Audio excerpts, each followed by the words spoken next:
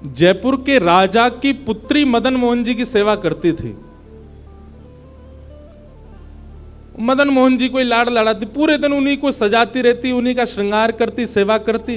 राजा स्वयं गोविंद देव जी की सेवा करते और उनकी जो पत्नी थी वो गोपीनाथ जी की, मतलब पूरा परिवार ही तीनों ठाकुर की सेवा करते थे। अलग अलग भवन में, अलग अलग महलों में ठाकुर जी विराजते थे।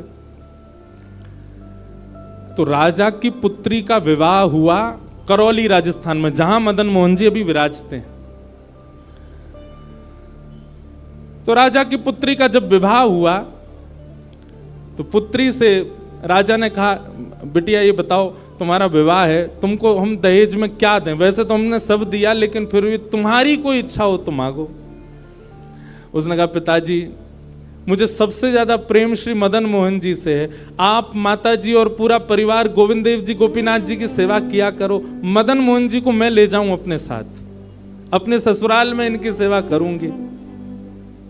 बड़ी अच्छी कथा है, ध्यान से सुनना। राजा रोने लगा, अपनी पुत्री के चरणों में सर झुका के बोला, मुझे क्षमा कर दे पुत्री, तू जो मांगेगी सो दूंगा, पर ये मेरे हृदय है, मैं इनको नहीं दे सकता। मैं वृंदावन से मुगलों से बचा करके इनको लेके आया हूं। वैसे तो ठाकुर जी को बचने की कोई आवश्यकता, ठाकुर जी कृपा करके आए हैं जयपुर में राजा के ऊपर, पर इनको देख करके मेरे प्राण बचते हैं। तू जो मांगेगी सो दे दूंगा। पर मदन मोहन जी बोले, पिताजी गोविंद देव जी, गोपीनाथ जी हैं ना आपके पास में, मदन एक ठाकुर जी मुझको दे दो। यहां राजा की जिद हो गई, नहीं दूंगा। पुत्री की जिद हो गई कि मुझे तो चाहिए, नहीं तो मैं विदाई नहीं होंगी। राजा की पत्नी ने भी कहा, अब इतनी कह रही है तो आप दे दीजिए ना, हमारे पास 2 ठाकुर हैं, इनकी सेवा हम करेंगे विस्तार से। और वैसे भी मदन मोहन जी की पूरी सेवा बचपन से उसने ही की है। तो राजा ने एक प्रस्ताव रखा, बोले अच्छा पुत्री एक काम करते हैं। बोले क्या? मैं तेरी आंख पे पट्टी बांधूंगा और आंख पे पट्टी बांध करके मदन मोहन जी जैसे 7 स्वरूप तेरे सामने खड़ा करूंगा, जिनमें से 6 स्वरूप जो होंगे वो मैं बनवाऊंगा और 1 स्वरूप वास्तविक मदन मोहन जी होंगे। आंख पे पट्टी बांध करके तुझे स्पर्श करके अगर तूने असली मदन मोहन जी को पहचान लिया तो मैं ये मान जाऊंगा कि तू नहीं, ठाकुर जी तेरे संग जाना चाहते हैं। ठाकुर जी की इच्छा पता चल जाएगी। तो राजकुमारी बोली, ठीक है आप ये प्रयोजन कीजिए। राजा ने महाराज कारीगरों को बुलवाया और मदन मोहन जी के डिट्टो कॉपी 6 स्वरूप बनवाए और 6 स्वरूप बनवा करके मदन मोहन जी सहित 7 स्वरूपों को खड़ा किया। पुत्री के आंख पर पट्टी बांध दी, एक जैसा इत्र, एक जैसी पोशाक, एक जैसा मुकुट, एक जैसा श्रृंगार, सब कुछ बिल्कुल एक जैसा। और कहा, पुत्री अब तू इनमें से जो 7 में से पहचान लेगी, अगर असली तूने पहचान लिए तो मैं तेरे संग भेज दूंगा। उसने हाँ तो बोल दिया, लेकिन वो कांपने लगी, घबराने लगी। जैसे ही उसने नेत्रबंद किए तो कथा ऐसी है कि वो रात्रि में जब सोई, अगले दिन परीक्षण होना था, तो रात्रि में जब सोई तो बहुत रोई और ठाकुर जी से कहने लगी, नाथ मैं आपसे बहुत प्रेम करती हूं, मैं आपके बगैर नहीं रह सकती, पर मेरे पिताजी की बहुत जिद है। अब कहीं मैं आपको नहीं पहचान पाई, मेरे तो प्राण ही निकल जाएंगे, विदा होना तो बहुत दूर की बात है।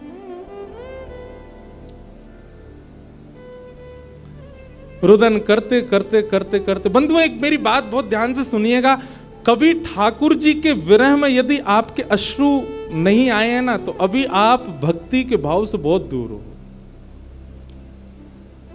आपको वृंदावन जाना अच्छा लगता है, वृंदावन में घूमना अच्छा लगता है, राधा राधा नाम ध्वनि पर झूमना अच्छा लगता है, कथाएं प्रवचन सत्संग बढ़िया लगते हैं, ये सब एक प्रथम सोपान, प्रथम सीढ़ी है। पर प्रमुख सीढ़ी तो भजन मार्ग या भक्ति पथ की विरह है। अगर वो आपके चित्त में कभी ठाकुर जी के लिए नहीं आया है तो अभी आप बहुत पीछे छूटे हुए हो। रात भर रोती रही और रुदन करते करते, नाथ मैं कैसे पहचानूंगी कि आप सत्य कौन से हो? मदन मोहन जी उसके स्वप्न में आ गए और स्वप्न में आकर के बोले, तू चिंता मत करे, तेरो ही मन ना है मुँह ले जावे को, मेरो भी मन है रो तेरे संग जावे को। अरे जे सब मेरी सेवा तो करें, पर तेरी जैसी सेवा तो कोई करेगा ना, मेरो भी बड़ो मन है तेरे संग चलवे को। तो उसने कहा, तो नाथ कुछ कृपा तो करो। बोले हाँ मैं एक काम करूंगा। बोले कहा, तू सबरे स्वरूपन को जब स्पर्श करेगी ना, तो असली मदन मोहन जो मैं हूं, तू मेरे हाथन को स्पर्श करियो। तो हाथ कैसे? ऐसे। ठाकुर जी त्रिभंग लली ठाकुर जी हैं, तो ठाकुर जी बोले तू मेरे हाथन को स्पर्श करियो, तो जितने मेरे अन्य स्वरूप हैं 6 वो तो ऐसे ही रहेंगे, लेकिन जैसे ही तू वास्तविक मेरे सामने आवेगी, सो मैं अपनी इकन्नी उंगली उठा दूंगा, अपनी कोने वाली उंगली उठा दूंगा।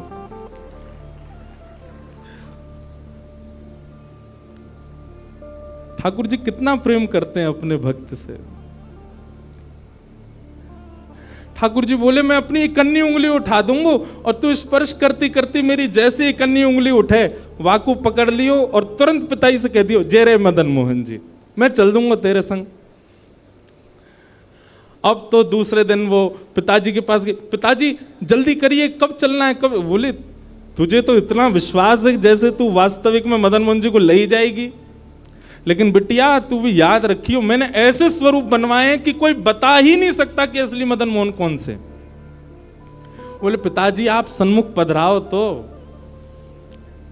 महाराज भीड़ लग गई देखने वालों की, पूरा राजभवन इकट्ठा हो गया जयपुर का। 7 स्वरूप विराजमान हुए। पुत्री के आंख पर अभी विवाह हुआ, उसका विदाई नहीं हुई है, आंख पर पट्टी बांध करके और कहा जाओ, अगर मदन मोहन जी की इच्छा होगी तो तू ढूंढ ले। अब मदन मोहन जी तो पहले ही बता चुके हैं, ऐसे मिलूंगा। जैसे मानो टीचर पहले ही एग्जाम पेपर लीक कर दे, ये क्वेश्चन आने वाले, तैयार कर आना। उसने जाग करके जैसे स्वरूप स्पर्श करने प्रारंभ किए, पहला बोले ये नहीं है, दूसरा स्पर्श किया, ये भी नहीं है। ठाकुर जी खड़े थे 5वीं पंक्ति में, 5वें वाले थे। तीसरे स्पर्श किए, बोले ये भी नहीं है। चौथे किए, बोले ये भी नहीं है।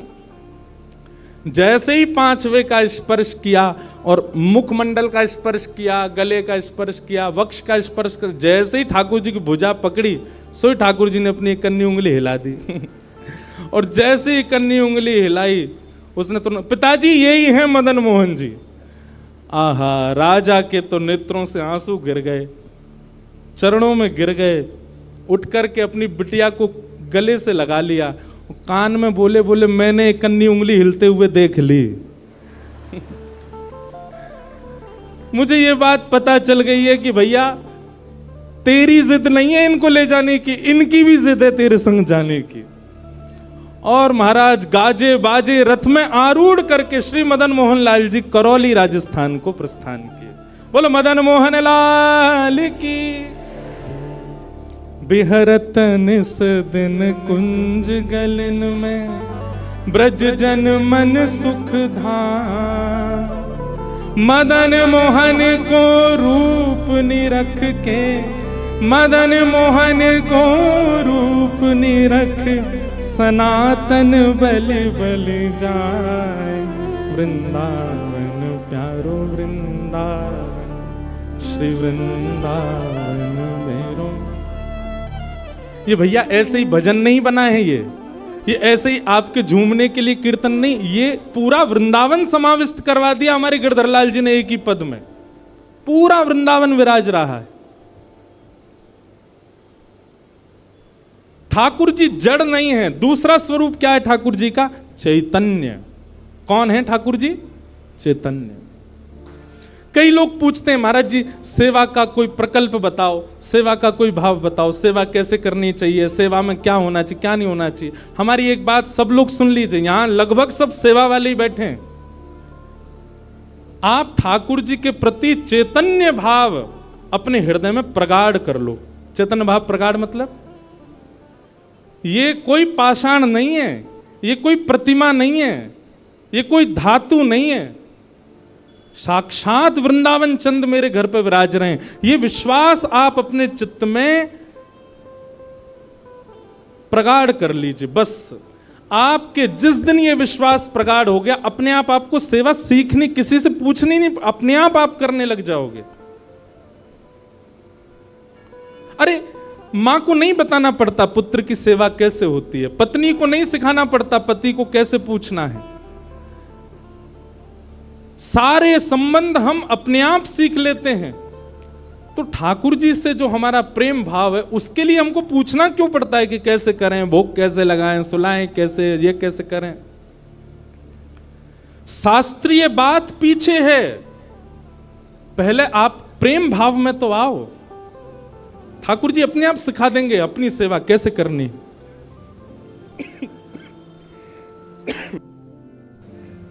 प्रेम भाव, उनके प्रति पाषाण की बुद्धि मत रखो, चैतन्य भाव रखो। जैसे आपके चित्त में चैतन्य भाव आया कि ये तो चलते फिरते उठते बैठते सब करते हैं, केवल मेरे सामने ऐसे खड़े हो जाते हैं मूर्तिमंत होकर के, मानो ये ठाकुर जी मुझसे कह रहे हैं कि तू अपनो इतना प्रेम मोको प्रदान कर कि मैं चलन लगूं, मैं फिरन लगूं। सब लोग एक बात याद रखिएगा, जिसके भी घर में ठाकुर जी की सेवा है, ठाकुर जी हमको चैलेंज करते हैं, अगर तो में सामर्थ्य हो तो अपनी भक्ति से, अपने भाव से, अपने समस्त प्रयासों से तू मुझे चलवा के दिखा दे, तू मुझे बुलवा के दिखा दे।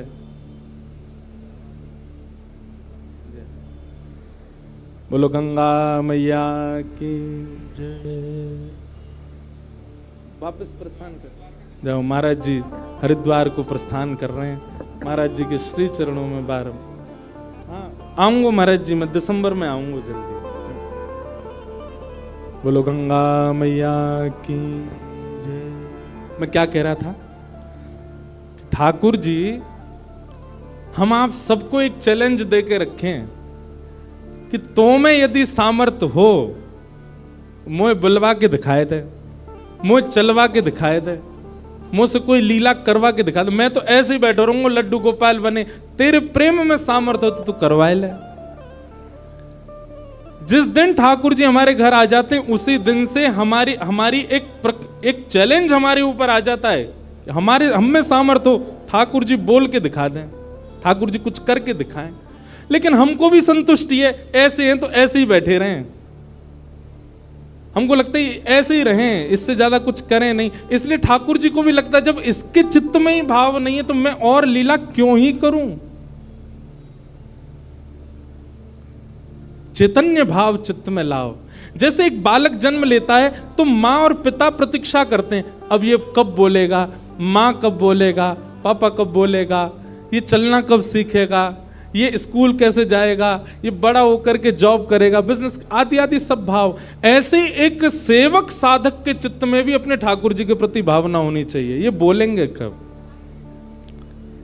हम एक बधाई गाते हैं ना नंदोत्सव में, उस बधाई में एक पंक्ति गाते हैं, धन्य घड़ी जब होए यशोदा मैया कह के बोले, नूपुर बांध दो चरणन में घुट मन डोले, नूपुर बांध दो चरणन में घुट मन डोले, पकड़े बाबा की उंगरिया तेरो ललना जुग जुग जीवेरी यशोदा मैया तेरो ललना। स्वामी जी हरिदास जी जब सेवा करते थे ना, तो ठाकुर जी बिहारी जी ऐसे ही नहीं रहते थे जैसे हमको दिख रहे हैं। स्वामी जी जैसे ही कपाट करते थे, सोई बिहारी जी बैठ जाते थे, बंसी वंसी सब नीचे करके हाथ सीधे कर लेते। मैं तो हार गयो पूरे दिन खड़े खड़े। स्वामी जी तुम बार बार पर्दा करते रहे करो, इसीलिए बिहारी जी में बार बार पर्दा आता। क्यों? ठाकुर जी उतनी देर बैठ लेते हैं, क्यों? खड़े खड़े थक गए। बहुत भाव है पर्दा के, पर एक भाव यह भी है। तो स्वामी जी को अनुभव होता है, तो इसका मतलब क्या है? ठाकुर जी लीला करते हैं, पर अब क्यों नहीं कर रहे? हमारे भीतर स्वामी जी जैसा भाव नहीं है। श्री हरिराम व्यास जी के विराज रहे ठाकुर जी, बाबा के ठीक पीछे जुगल किशोर जी। मुझको तो रूप देख के ही पता चल जाए कौन से ठाकुर जी हैं। जुगल किशोर जी, इनके चरित्र में आता है कि एक बार कोई साधक वंशी दे गया, और वंशी देख करके बोला हरिराम व्यास जी, जुगल किशोर जी को वंशी पधरा देना, नई सोने की वंशी है। तो आपने श्रृंगार करके जैसे ही वंशी ठाकुर जी के हाथ ऐसे ही रहते हैं, तो वंशी पोली उसमें जैसे ही प्रवेश कराई, ठाकुर जी के हाथ का जो छिद्र है वो छोटा पड़ गया, वंशी बड़ी, लेकिन ज्यादा बड़ी नहीं, नेक बड़ी, नेक। तो व्यास जी ने थोड़ा श्रम किया, थोड़ा जोर लगाया कि वंशी कैसे वो भीतर जाए।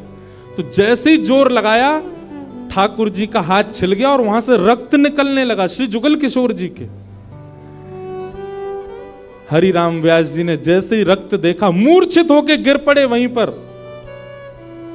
और जब होश में आए तो अपने पुत्र को सेवा दे दी और कहा, मैंने ठाकुर जी को श्रमित कराया है, अब मैं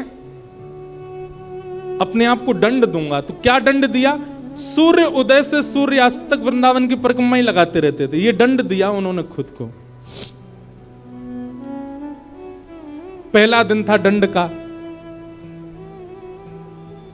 एक बात सुनिएगा, इन आचार्यों के चरित्र से ना कुछ कुछ सीखा कीजिए। आपकी सेवा में आपसे कोई अपराध बनता है, आपसे कोई गलती हो जाती है, आपसे कोई दोष बन जाता है, तो उसके लिए आप जाकर के पूछते हैं हमसे अपराध हो गया, हम क्या करें? पूछिए मत, स्वयं को अपने आप ही दंड उत्सव मना लीजिए। और दंड उत्सव क्या है? तुरंत वृंदावन जाओ, एक परिक्रमा लगाओ, किसी वैष्णव को प्रसाद पवाओ, ब्रजवासी को कुछ दे करके उनको प्रसन्न करके आओ। यही दंड है वैष्णव अपराध का, भगवत अपराध का। तो श्री हरिराम व्यास जी वृंदावन में भ्रमण करते रहे, परिक्रमा लगाते रहे। परिक्रमा करके रात्रि में जैसे ही लौट करके आए, बहुत सावधानी से सुनो, तो शयन का दर्शन करने जब गए तो शयन के दर्शन में आपने क्या देखा कि जुगल किशोर जी ने स्वर्ण की वंशी धारण कर रखी, वही वंशी जो सुबह वो पधराना चाह रहे थे। उन्होंने अपने पुत्र को बुलाया, पुत्र को बुला के बोले, ये वंशी सुबह ठाकुर जी के हाथ में नहीं आ रही थी, अभी कैसे धारण हो गई? बोले पता नहीं पिताजी, आप तो चले गए थे, मैंने वंशी उठा करके धारण कराई, ठाकुर जी ने धारण कर ली। हरिराम व्यास जी ने जैसे ही वंशी निकाल करके देखी तो क्या पाया? ठाकुर जी ने अपना हाथ ही बड़ा कर लिया वंशी धारण करने के लिए, उनके लिए। अब ताली से काम नहीं चले, हमारे ठाकुर जी करते हैं ऐसे? क्यों नहीं करते? और हम संतुष्ट क्यों हो जाते हैं? जैसी सेवा है उससे हमको प्रसन्नता क्यों हो जाती है? नहीं। ये इस बात का प्रमाण है कि कहीं ना कहीं हमारी भक्ति में, हमारे भाव में, हमारे प्रेम में अभी वो स्तर नहीं आया कि ठाकुर जी उसको स्वीकार कर लें। इसलिए भैया, सबसे पहली बात भक्ति में, सेवा में सबसे पहला प्रकार, ठाकुर जी को आप चैतन्य मानो। वो जड़ नहीं है, वो पीतल के नहीं है, वो अष्टधातु के नहीं है, वो मार्बल के नहीं है, वो साक्षात ठाकुर जी हैं, वो साक्षात चैतन्य है। उनके प्रति चैतन्य बुद्धि आपने धारण कर ली, अपने आप ठाकुर जी अपने आप लीलाएं कराना प्रारंभ कर देंगे।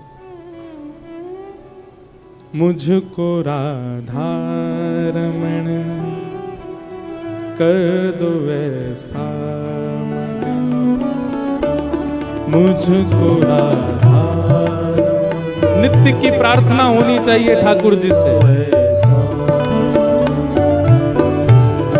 रटू में तेरा नाम यूं आठों याम, रटू में तेरा यूं आठों याम, रटू में तेरा नाम यूं आठों याम,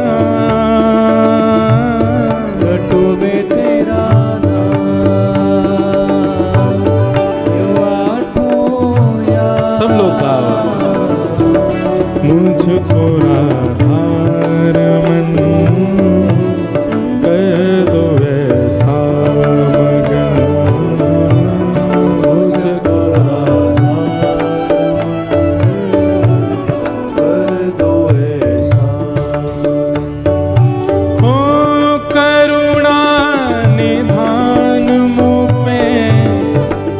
कृपा कर रीझिए, करुणा निधान मुँह पे कृपा कर लीजिए।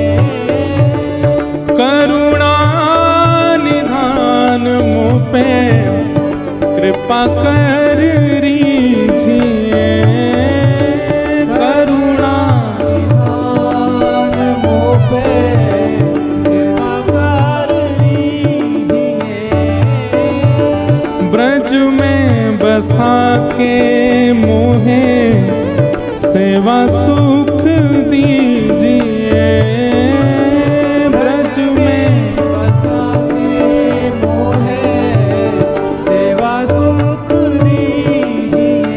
ओ ब्रज में बसा के मोहे सेवा सुख दीजिए, ब्रज में बसा के मोहे सेवा सुख दीजिए। और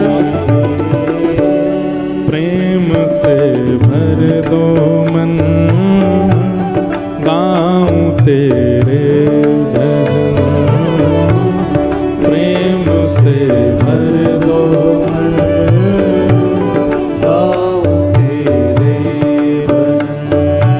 ओ रटूं मैं तेरा नाम, यूं आठों याम, रटूं मैं तेरा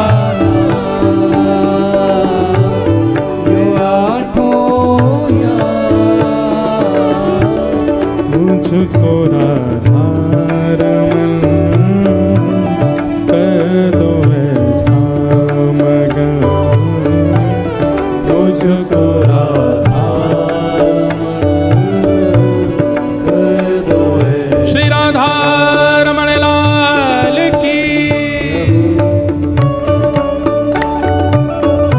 करताल बजा के गाओ।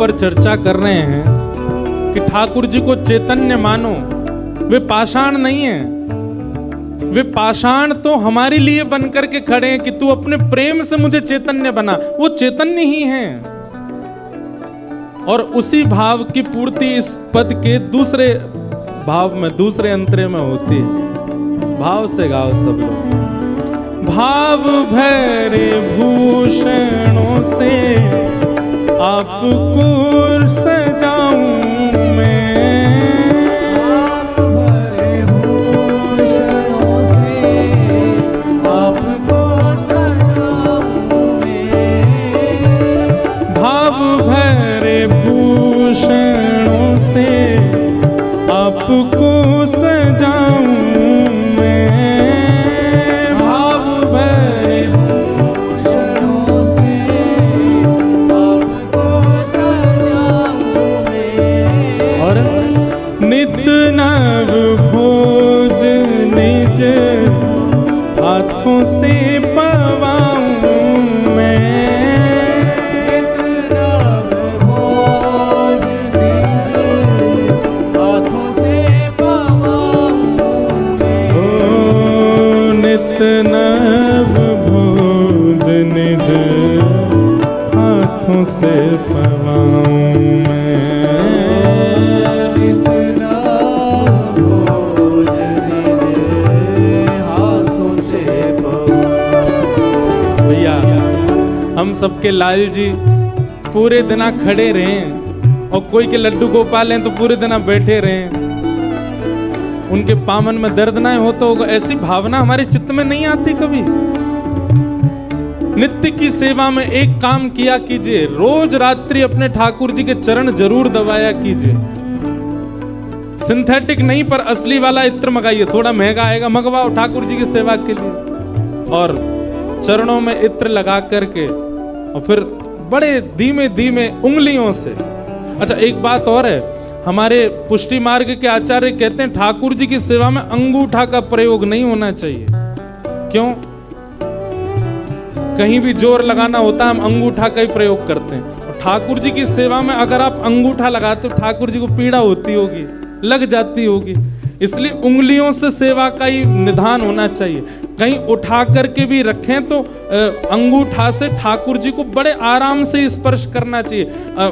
शास्त्र हमारे आचार्य तो ऐसा कहते हैं कि अगर आपने अंगूठा का प्रयोग किया भी है तो श्रृंगार के बाद ठाकुर जी का एक अलग से भोग लगाओ।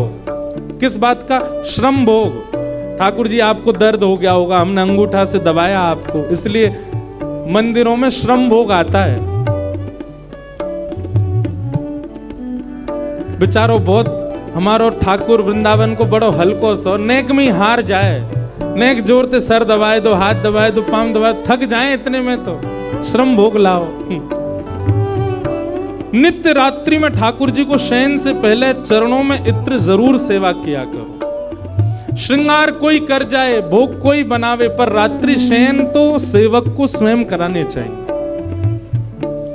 दाबु तुमरे चरण करो जब तुम शयन, दाबु तुमरे चरण करो जब तुम स्वयं, ओ दाबु तुमरे चरण करो जब तुम शयन,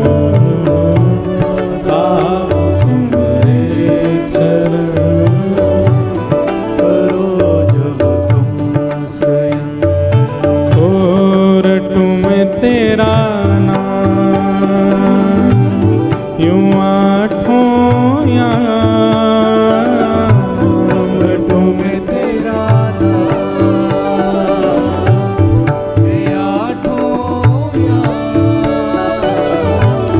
रटू में तेरा नाम यूं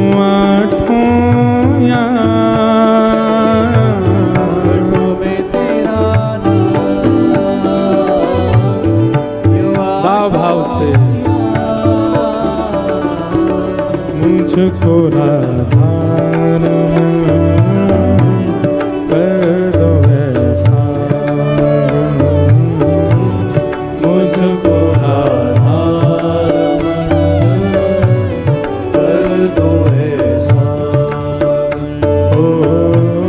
मुझको राधार कर दो ऐसा, मुझको राधार कर दो ऐसा। ओ जय जय राधा रमण प्यारो